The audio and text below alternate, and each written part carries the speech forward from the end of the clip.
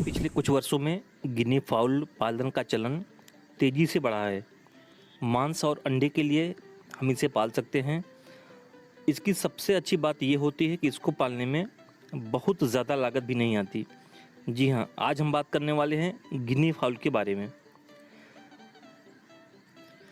दोस्तों, छोटे किसान जिनके पास ज़मीन कम है, उन किसानों के लिए ये गिनी फाउल बहुत ही उपयोगी है। इसलिए इसे लो इन्वेस्टमेंट बर्ड भी बोलते हैं, यानी बहुत ही कम खर्च में पाली जाने वाली मुर्गी। दोस्तों, इसके रहने के लिए घर में कोई खर्च नहीं लगता और ना ही इसके दाने और दवाई पर आपको कोई अलग से खर्च करना होता है। इसका जो आवास बनाया जाता है वो बस इसे रखने के लिए बनाया जाता है। धूप, सर्दी और बारिश का इन पर कोई असर नहीं होता। अगर आप इन्हें खुले आसमान के नीचे रखते हैं तो भी इनके ऊपर कोई असर नहीं पड़ता। दोस्तों, इसकी दूसरी सबसे बड़ी विशेषता ये है, किसी भी मुर्गी पालन की अगर बात करें तो 60 से 70% खर्च उसके फीड पर आता है, लेकिन गिनी फाउल पालन में आपका ये खर्च पूरा का पूरा बच जाता है, क्योंकि ये खेत में अपना चारा खुद ही चुग लेती है।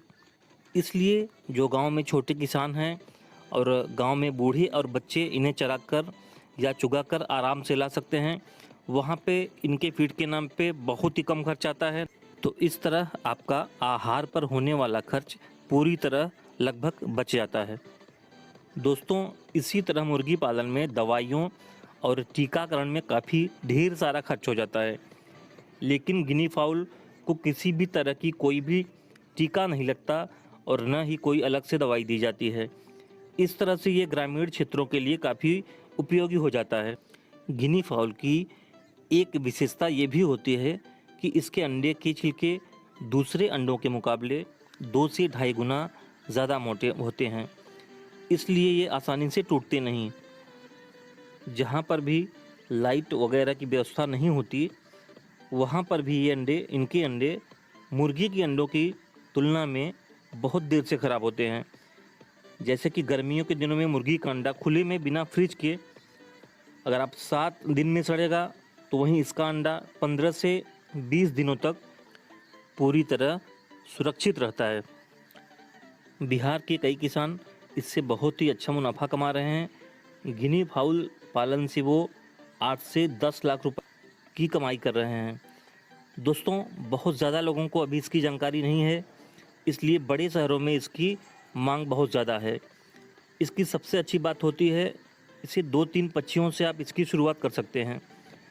ये मूल रूप से अफ्रीका के गिनिया द्वीप से आई हुई है और उसी के नाम पे इसका नाम गिनी फाउल रखा गया है।